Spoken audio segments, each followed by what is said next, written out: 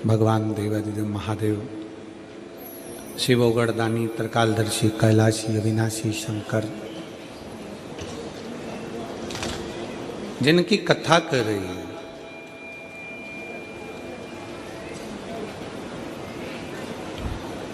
जब एक व्यक्ति का विश्वास जागृत होता है तब शिव उसके करीब में होता है।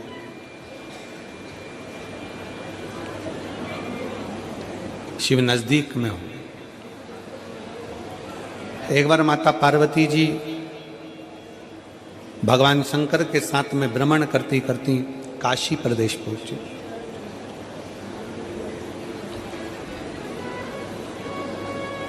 काशी की पवित्र भूमि पर मां विराजमान हुई।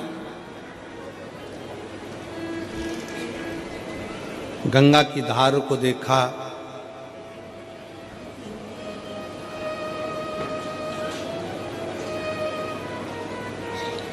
घाट पर थोड़ी देर मां बैठ गई। भगवान शंकर ओगढ़दानी भी काशी के उस गंगा मैया के घाट पर विराजमान हो गए।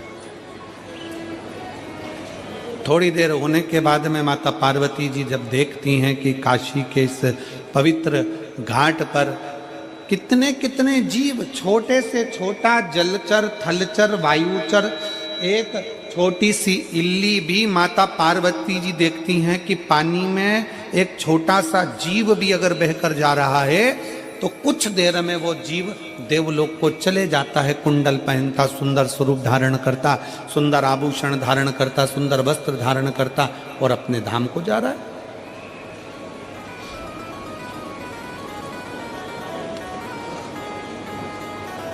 माता पार्वती जी थोड़ा आश्चर्य में पड़ गई कि मैं इतने सारे जगह पर होकर आई, सारे धामों में घूम कर आई, पूरी पृथ्वी पर भ्रमण करती हूँ, सब दूर घूमती हूँ, सब दूर जाती हूँ, पर जब से मैं काशी में आई हूँ और काशी के घाट पर बैठकर मैं जो दर्शन कर रही हूँ, ये गजब का दर्शन है कि कोई छोटी सी इल्ली है, छोटा सा जीव है, छोटा सा जलचर है, छोटा सा जीव काशी में तुरंत गिरा और देवलोक चले गया। समझ में नहीं आ रहा ये पार्वती जी को कुछ लीला।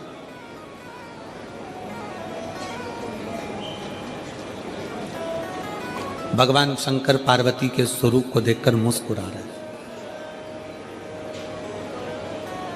और हमने पहले भी कथा में एक बात कही, आज फिर कहते हैं, पत्नी के प्रश्न का उत्तर हमेशा पति को मुस्कुराकर देना चाहिए, तो घर में कभी क्लेश होगा ही नहीं।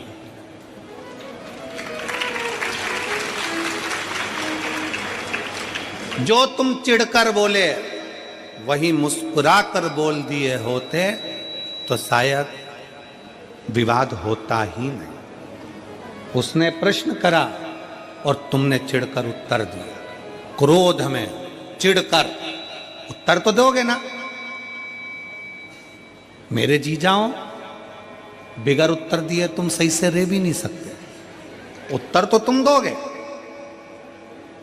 पर इतना सा निवेदन है मेरे जीजाओं से कि अगर कोई प्रश्न जीजी ने करा है तो उसका उत्तर तो देना है। भले लेट दोगे, बाद में समझाओगे, लड़ाई होने के बाद नॉर्मल होकर उत्तर दोगे, कैसे भी दोगे, पर उत्तर तो तुम दोगे। तो वही उत्तर जो तुमने चिढ़कर दिया, क्रोध कर दिया, बहुत ज्यादा गुस्से में दिया, अगर वही प्रेम से दे दिया होता तो विवाद होता क्या? जम के तो बोलो जरा। प्रेम से बोलो, स्नेहवश उत्तर दीजिए। और पूरी कथा को देख लीजिए, अमरनाथ की गुफा की कथा को देखिए। पार्वती जी सो गई, नैनों में नींद भर गई माता पार्वती जी के, नयन में नींद समाहित हो गई माता पार्वती जी के। और बाद में शंकर भगवान बोलते हैं हर हर महादेव। जैसे ही भगवान शंकर ने हर हर महादेव कहा तो पार्वती जी की निंद्रा जाग गई। और निंद्रा जागते से ही पार्वती जी ने शंकर जी को देखा और पूछती हैं, क्यों महाराज, कथा पूरी हो गई क्या? शंकर भगवान को गुस्सा नहीं आया। शंकर जी मुस्कुरा कर पूछे, क्यों पार्वती, तू क्या सो रही थी जो तुझे इतना भान नहीं है कि कथा पूरी हो गई? चलो वो भी जाने दो। महाकाल वन में, उज्जैनी में, अवंतिकापुरी में मेरे भोले बाबा घूम रहे थे क्षिप्रा के तट पर। पार्वती जी ने प्रश्न किया, शंकर जी ने मुस्कुरा कर उत्तर दिया।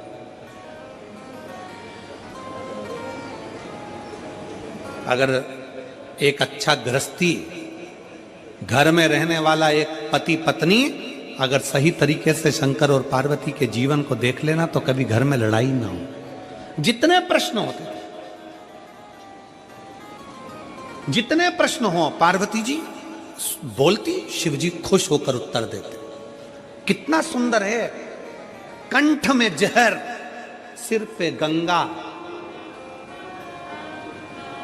कि दुकान पर तुम्हारे कंठ में कितना भी जहर हो, फैक्ट्री पर तुम्हारे कंठ में कितना भी जहर हो, संसार में कितना भी तुम विष पी रहे हो, कितना भी लोग तुम्हें अपशब्द कर रहे हो, कितना भी ताना दे रहे हो, कितनी भी कठिनता की जिंदगी जी रहे हो, शिव महापुराण की कथा कहती है पर घर के अंदर आना तो सिर पे गंगा लेकर आना, अपने भेजे को ठंडा कर कर आना, अपने भेजे को ठंडा कर कर आओ।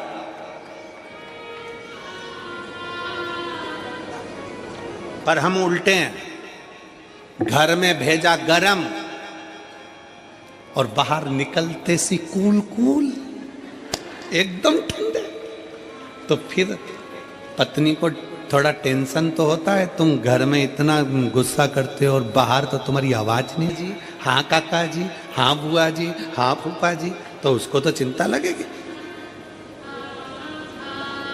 फिर वो भी सोचती है कि कोई ना कोई बात जरूर है।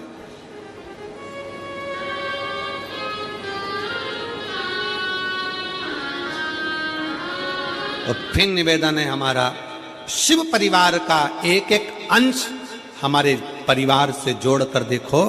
शंकर भगवान मस्तक पर गंगा लेकर चलते हैं, मतलब अपने भेजे को ठंडा रखो जब घर में रहो। शंकर भगवान अपने पूरे परिवार के साथ दिखते हैं। बोलो शंकर जी का फोटो देखना, शिव जी के इधर गणेश जी हैं, कार्तिकेय जी हैं, सुख सुंदरी है, पार्वती जी हैं। शिव महापुराण की कथा कहती है घर में जितनी देर रहो अपने बच्चों के साथ थोड़ी हंस बोल कर जिंदगी निकालो, बुढ़ापा आएगा तो ये बच्चे करीब में दिखेंगे।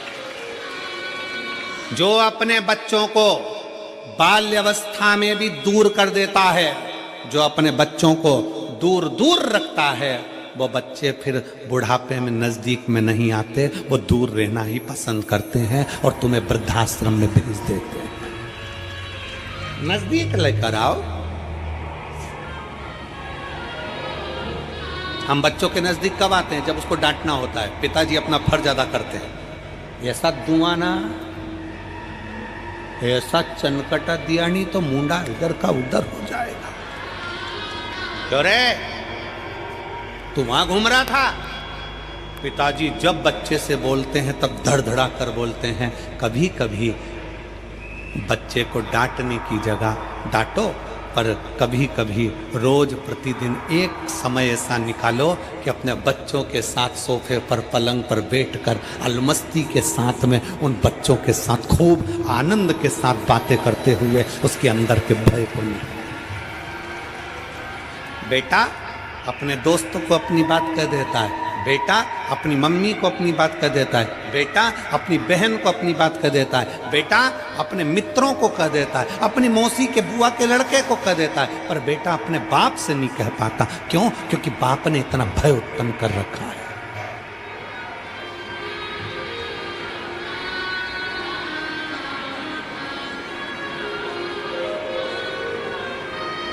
भय उत्पन्न कर दे। कुछ समय निकालिए बच्चों के साथ में रहकर अलमस्त जीवन जीने के लिए। भगवान शंकर की कथा कहती है गणेश जी उनकी गोदी में है, पार्वती कार्तिकेय उनकी गोदी में है, सांप उनके गले में है, गंगा उनके मस्तक पर है, पार्वती जी नजदीक में है, और चेहरे की स्माइल, मेरे शंकर भगवान के चेहरे की प्रसन्नता देखना कि कितनी प्रसन्नता। परंतु यहाँ उल्टा है, परिवार वाले अगर साथ में होते हैं तो पति की स्माइल खत्म हो जाती है। स्माइल समाप्त। मेरे शंकर भगवान परिवार के साथ है तो पूर्ण स्माइल के साथ, पूरी प्रसन्नता के साथ है। मेरा शिव का परिवार कहता है जब अपने अपनों के साथ बैठो तो स्माइल चेहरे पर होना चाहिए। अकड़, तुम्हारा अहम, तुम किसी भी कंपनी के मालिक हो, तुम किसी भी कुर्सी के मालिक हो, तुम्हारी कितनी भी प्रतिष्ठा हो, तुम कितने भी अधिकारी हो, उसको कोने में पटको, बच्चों के साथ एंजॉय का जीवन जियो। हो गए अपनी जगह के। एक समय ऐसा आता है कि वो कुर्सी से नीचे उतरते हो, कलेक्टर की कुर्सी से नीचे उतरोगे, एसपी की कुर्सी से नीचे उतरोगे, अधिकारी की कुर्सी से नीचे उतरोगे, पद की कुर्सी से नीचे उतरोगे, मंत्री संतरी कलंतरी की कुर्सी से नीचे उतरोगे। उस समय पर जब नीचे उतरोगे, उस समय पर जिसको तुमने स्माइल दी है, प्रेम से बात करी है, वो तुम्हारे करीब में आएगा। अकड़ में रहोगे तो कोई तुम्हारे नजदीक में नहीं आएगा, दूर हटते चले जाएंगे। स्नेह दीजिए, प्रेम।